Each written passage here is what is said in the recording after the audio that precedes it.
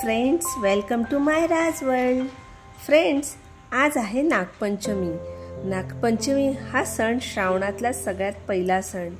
आपण खूप छान मराठी सगळेच सण साजरे करतो आणि आमच्या घरी तर आम्ही खूप आनंदाने आणि खूप उत्साहाने सगळेच सण साजरे करत असतो। तुम्ही बघतच असतात। तर आज आपण नागपंचमी पण तितक्याच छान आणि आनंदात साजरी केली। त्यासाठी सुरुवातीला मी मस्त रांगोळी काढली पाटाभोवती आणि त्यानंतर सगळी मांडणी केली।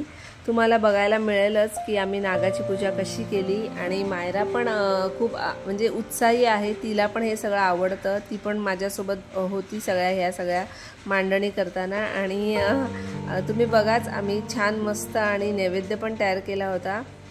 लाह्या तर असतातच, लाह्या आणि दुधाचा आपण नैवेद्य तर नागाला देतोच नागपंचमीच्या दिवशी।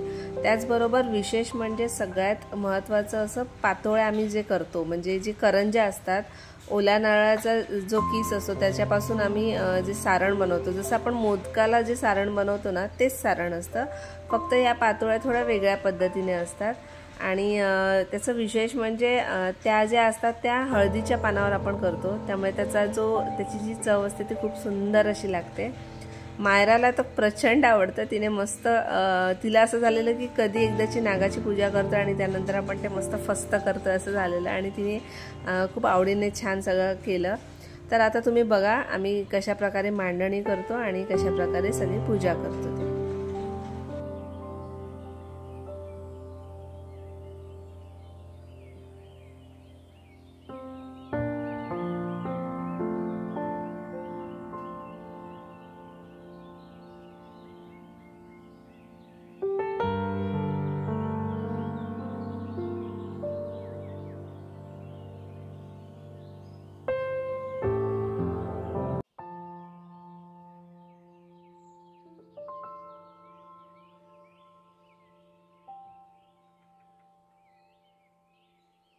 आदिसाधिके शरण्ये त्र्यंबके गौरी नारायणी नमोस्तुते। मोरया मोरया निवारतानी तुझी सेवा करताय जारी। अन्याय माते कोट्यान कोटी मोरेश्वरा बापा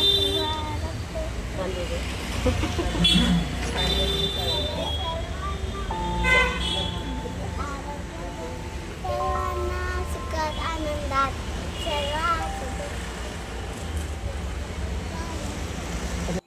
पाहिलत ना, अशी आहे आमची मायरा।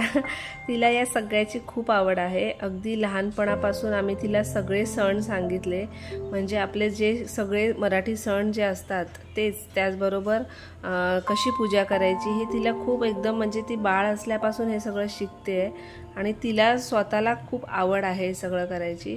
त्यामुळे आम्हाला खूपच आनंद वाटतो आणि ती खूप तितक्याच आनंदाने करते। छान अशी म्हणजे एक लहान मुलगी, म्हणजे मुलगी घरात असली तर खरंच खूप छानच असतं आणि तिला फार सांगायला पण लागत नाही, इतकं छान असतं। आणि ती खरंच खूप आवडीने करते, मुली करतात आवडीने ह्या सगळ्या गोष्टी। आणि तिला आम्ही सगळ्या सणांची माहिती पण सांगतो की ते सण का साजरे केले जातात। तर त्याच्या मागची जी स्टोरी आहे ती तिला ऐकायला आवडते खूप सारी।